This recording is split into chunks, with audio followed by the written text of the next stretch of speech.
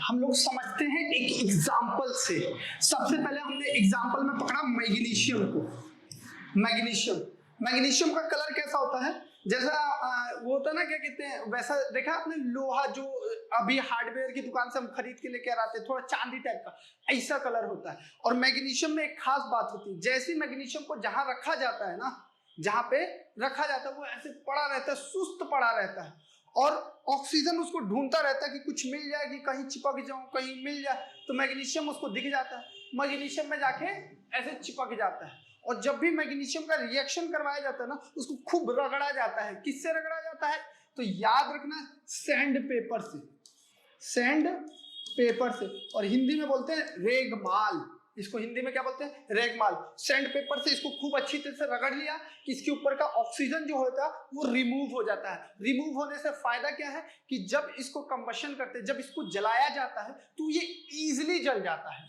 और ऑक्सीजन, इसका रिएक्शन करवाया किसके साथ, ऑक्सीजन के साथ, और ऑक्सीजन के प्रेजेंस में अगर इसको हम लोग जलाएं, हीट करें, तो हमारा क्या बन जाता है, मैग्नीशियम ऑक्साइड। और मैग्नीशियम ऑक्साइड जो होता है वो एक तरह का राख होता है। क्या होता है, ऐश होता है।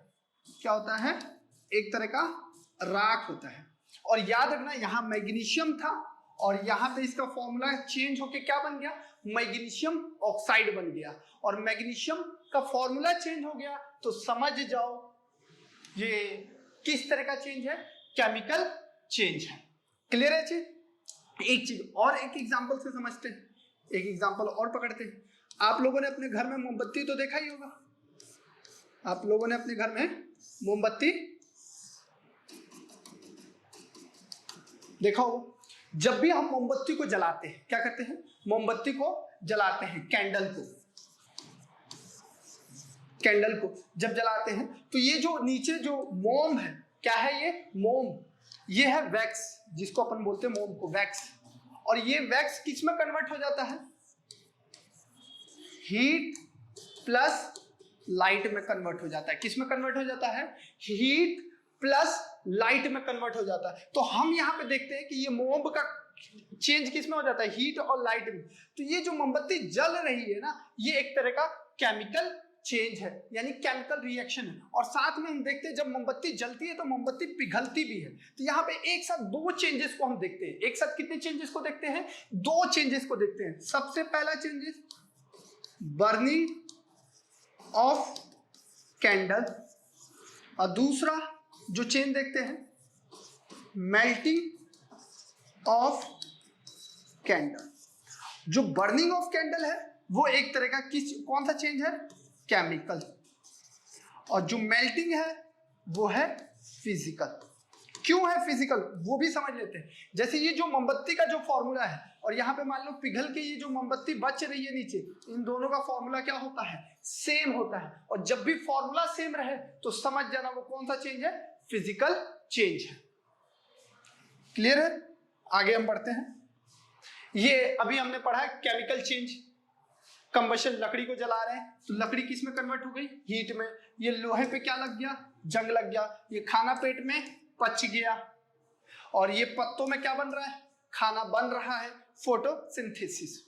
यहाँ पे ये बैटरी है, बैटरी के अंदर भी केमिकल रिएक्शन होता है जिसकी वजह से बल्ब जलते हैं।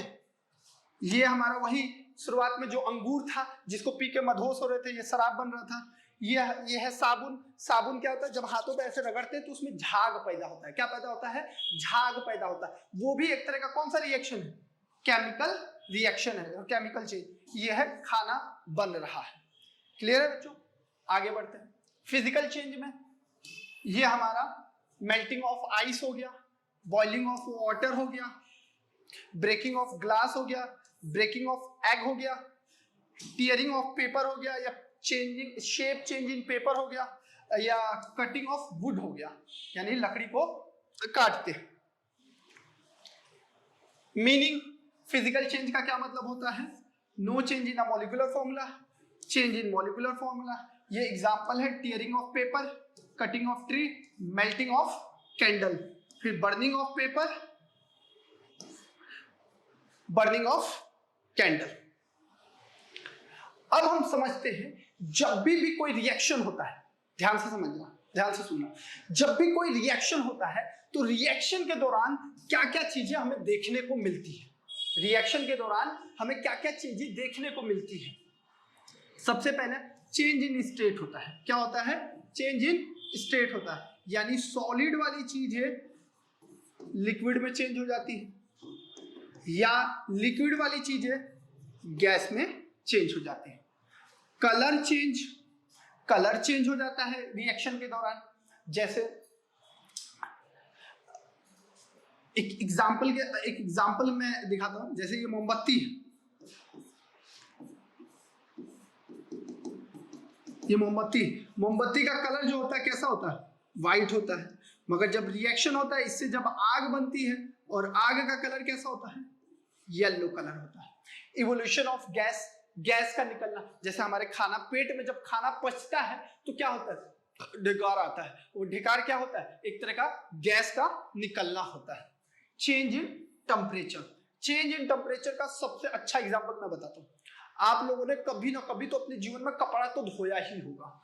कपड़ा धोने में जो भी आप सर्फ यूज करते हो, डिटर्जेंट यूज करते हो, डिटर्जेंट को लो हाथ में और उसको पानी में डाल के देखो, और ऐसे रखना, और इधर से जो हल्का हल्का पानी जब जाएगा ना, जब डिटर्जेंट तुम्हारा पानी के साथ रिएक्ट करता है ना, तो हाथ होता है हल्का हल्का गर्म होने लगता है। ये भी इस चीज को डिनोट करता है कि यहाँ एक रिएक्शन हुआ है, जिसके अंदर आपके रिएक्शन के दौरान पानी के साथ वो डिटर्जेंट रिएक्ट करके ना हीट पैदा कर रहा है। क्लियर है बच्चों? ये हमने बताया मैग्नीशियम ऑक्सीजन के साथ रिएक्ट करके क्या बनाता है? मैग्नीशियम ऑक्साइड बनाता है। और मैग्नीशियम जब जलता है तो उसका कलर जो होता है, जलता है तो इस कलर में जलता है। जैसे दिवाली में जब हम लोग छुरछुरी जलाते हैं ना, छुरछुरी, उसको क्या बोलते हैं? छुरछुरी शायद बोलते हैं, मेरे को ढंग से पता नहीं है। उसमें भी मैग्नीशियम की एक लेयर्स होती है। जब जलाया जाता है तो उसमें भी ऐसी व्हाइट कलर की आग निकलती है। आप लोगों को पता होना चाहिए। अब आता है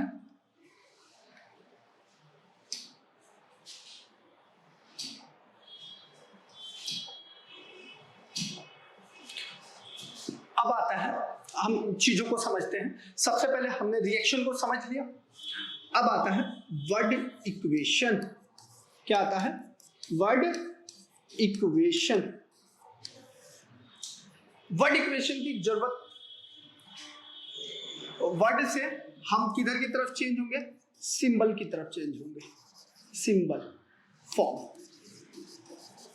वर्ड इक्वेशन क्या होता है सबसे पहले समझते हैं। जैसे आप लोगों ने कभी ना कभी अपने जीवन में बिरयानी तो जरूर खाई होगी। क्या खाई होगी? बिरयानी तो जरूर खाई होगी। बिरयानी में बिरयानी अगर मैं आप लोगों से पूछूं कि बिरयानी कैसे बनता है, तो आप लोग क्या बताओगे कि बिरयानी कैसे बनता है? सबसे पहले आप बोलोगे सर आप राइस ले लो। चलो राइस ले लिया। पानी ले लो, पानी ले लिया, वाटर। उसके बाद आप लोग क्या बोलोगे? सर जलाने के लिए चूल्हा ले लो। चूल्हा भी ले लिया। मसाला ले लो। मसाला भी ले लिया। और क्या? सर चिकन की जरूरत पड़ेगी। चिकन ले लिया। चिकन ले लिया। अब क्या? बस मान के चलते इतना, और क्या तैयार हो गया आपका? बिरयानी तैयार हो गया। क्या तैयार हो गया बच्चों? बिरयानी। तो एक चीज याद रखना, जब भी हम रिएक्शन करवाते हैं ना, तो लेफ्ट वाला जो पार्ट होता है इसको बोलते हैं रिएक्टेंट, और जो राइट वाला पार्ट होता है इसे कहते हैं प्रोडक्ट। ये हो गया। इस तरीके से जब हम चीजों को रिप्रेजेंट करते हैं ना, इस फॉर्म को बोलते हैं वर्ड इक्वेशन, यानी चीजों को वर्ड के फॉर्म में बताना, लिख कर बताना कि हमने चावल मिलाया, हमने दाल मिलाया, हमने ये मिलाया, हमने वो मिलाया, है ना। मगर इसमें गड़बड़ी है। गड़बड़ी क्या है? एक एग्जांपल और बताता हूं। एक गड़बड़ी है इसमें। क्या है गड़बड़ी? जैसे मान लीजिए हमने मैग्नीशियम लिया, मैग्नीशियम प्लस ऑक्सीजन लिया, और हमारा रिएक्शन हो गया, क्या बना?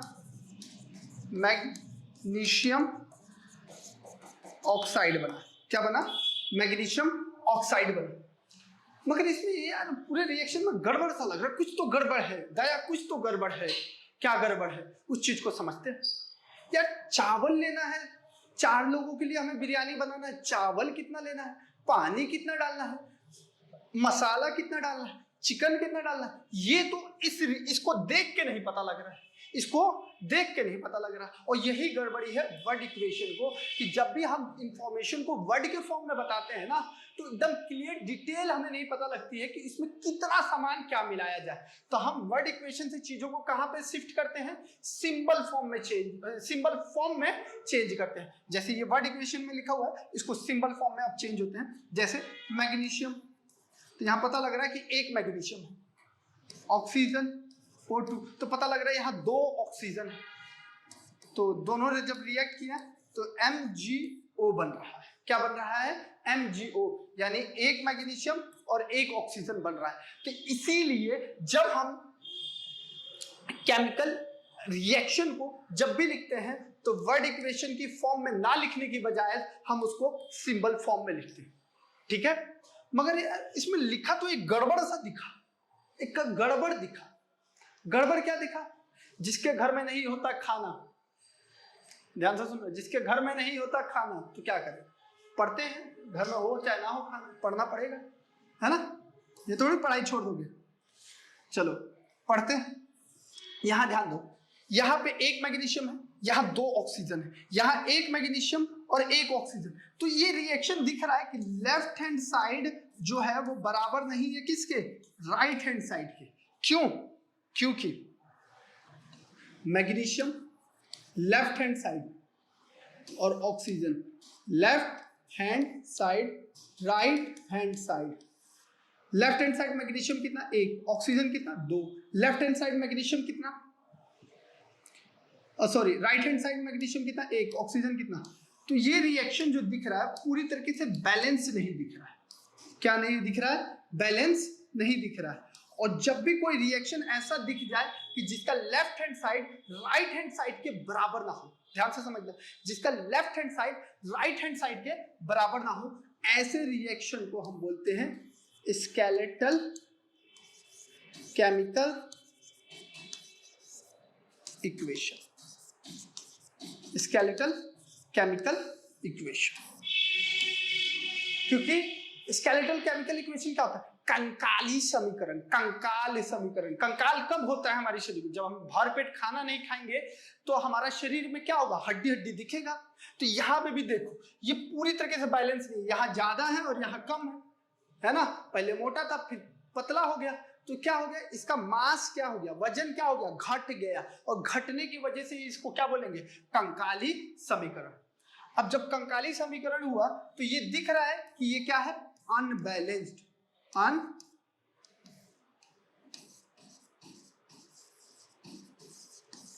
Unbalanced chemical equation.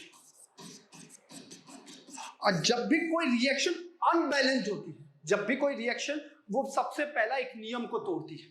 वो नियम को तोड़ती है, वो नियम कौन सा है, पहला नियम, law of conservation of mass. Law of conservation of मास, ये नियम क्या कहता था, मास can neither be created nor be destroyed. Sir समझ नहीं आया क्या बोला। देखो जब भी हम खाना बनाते हैं, जैसे हम चावल बनाते हैं, तो 1 किलो चावल डाला, 2 किलो पानी डाला, लीटर में डालते हैं, किलो में मान के चलो, तो टोटल खाना कितना बनना चाहिए, 3 किलो बनना चाहिए। ऐसा तो नहीं है कि खाना 5 किलो बन जाएगा, खाना 5 किलो तो नहीं बनेगा। और समझना, तो जब खाना 5 किलो नहीं बन सकता है और जितना वजन रहता है उससे कम नहीं हो सकता है, मान के चलते उसका भाप वाप कुछ भी अंदर से निकला नहीं, सब वैसे का वैसी है, तो खाना तैयार कितना होना चाहिए, 3 किलो तैयार होना चाहिए। मगर हमने देखा कि 3 किलो सामान डाला और खाना तैयार हुआ 1 किलो, तो 2 किलो गया का। यही चीज होता अनबैलेंस्ड, इसी को कहते हैं अनबैलेंस। तो वो नियम तोड़ देता है law of conservation of mass का। Law of conservation of mass क्या कहता था, in a chemical this law says that mass can neither be created nor be destroyed in a chemical reaction, है ना, कि किसी भी रिएक्शन में ना तो मास को क्रिएट किया जा सकता है, ना तो उसको डिस्ट्रॉय किया जा सकता है। मगर यहां तो हमें दिख रहा है कि वजन क्या हुआ, एक तरफ ज्यादा एक तरफ कम। तो अब हम क्या करेंगे, इस रिएक्शन को हम बैलेंस करेंगे। क्या करेंगे, इस रिएक्शन को बैलेंस करेंगे। क्या करेंगे? और बैलेंस करने के मेथड को हम पता है क्या बोलते हैं? बैलेंस करने के मेथड को बोलते हैं हिट एंड ट्रायल। क्या बोलते हैं? Hit and trial. क्या बोलते हैं बच्चों? Hit and trial method. जब भी किसी भी रिएक्शन को बैलेंस करते हैं उसको क्या कहते हैं? Hit and trial method. और जब बैलेंस नहीं होता है तब उसको हम कहते हैं स्केलेटल केमिकल इक्वेशन। जब बैलेंस नहीं होता है तो वो कौन से नियम को तोड़ता है? लॉ ऑफ कंजर्वेशन ऑफ मास। ये नियम क्या कहता है कि भाई इसको पहले तो बैलेंस करो, नहीं तो मैं टूट जाऊंगा, मेरा जो नियम है वो टूट ही जाएगा। तो इसीलिए इसको सबसे पहले किस चीज की जरूरत पड़ती है? बैलेंस करने की जरूरत पड़ती है। एग्जाम्पल, कैसे बैलेंस करना है तो चीजों को समझते हैं। ये मैग्नीशियम है, ये ऑक्सीजन है, और हमारा यहां तैयार हो गया मैग्नीशियम ऑक्साइड। और इसमें बैलेंस करने के लिए ये नहीं कि चीजों को जोड़ा जाता है, बैलेंस करने के लिए याद रखिएगा चीजों को मल्टीप्लाई किया जाता है। जैसे इधर कितना मैग्नीशियम है? एक मैग्नीशियम है, तो बताओ इधर भी कितना मैग्नीशियम? एक है, ये तो बैलेंस है। इधर कितना ऑक्सीजन है? एक ऑक्सीजन है। इधर कितना ऑक्सीजन है? दो ऑक्सीजन है। तो बताओ एक में कितना मल्टीप्लाई करोगे कि दो हो जाए? और हमें पता है कि एक में दो मल्टीप्लाई करेंगे तो हमारा रिजल्ट कितना आएगा? दो। तो बच्चे क्या करते हैं? ये एक है, बहुत सिंपल है यार, ये तो खत्म था। एक है, एक में दो मल्टीप्लाई कर दिया, हो गया MgO2। और ये तरीका नहीं है, इस तरीके से बिल्कुल भी बैलेंस नहीं किया जाता। आप डायरेक्ट मल्टीप्लाई नहीं कर सकते। तो चीजों को ध्यान से समझना है आप लोगों को कि कैसे बैलेंस करना है। MgO2 MgO, यहाँ एक में कितना मल्टीप्लाई करोगे? तो दो मल्टीप्लाई करेंगे तो यहाँ आगे मल्टीप्लाई किया जाता है। और जिस तरीके से मैथ्स में होता है ना कि दोनों से मल्टीप्लाई होगा, जैसे ब्रैकेट में बाहर 2 है, अंदर x है और y है, तो ये बाहर है तो इनका भी इससे भी मल्टीप्लाई, इससे भी मल्टीप्लाई, 2x और 2y। उसी तरीके से यहाँ भी हमें वही चीज समझ के चलना है। वहां भी कि 2 का 1 से मल्टीप्लाई होगा और इस 2 का 1 से मल्टीप्लाई होगा। तो मैग्नीशियम 2 और ऑक्सीजन 2। देखो ऑक्सीजन को बैलेंस कर रहे थे तो मैग्नीशियम अनबैलेंस हो गया, तो मैग्नीशियम को भी क्या किया जाएगा? बैलेंस किया जाएगा। तो मैग्नीशियम यहाँ पे 1 था तो यहाँ पे 2, और ये रिएक्शन हो गया बैलेंस्ड। और कभी कभी हमारे पास कुछ ऐसे भी रिएक्शन है जो ऑलरेडी बैलेंस्ड होते हैं।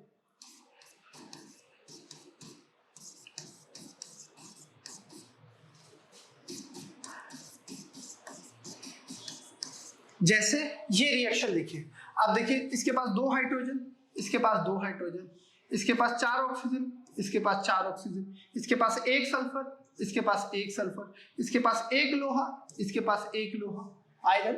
तो देखिए ये दोनों साइड क्या है? ऑलरेडी बैलेंस्ड है।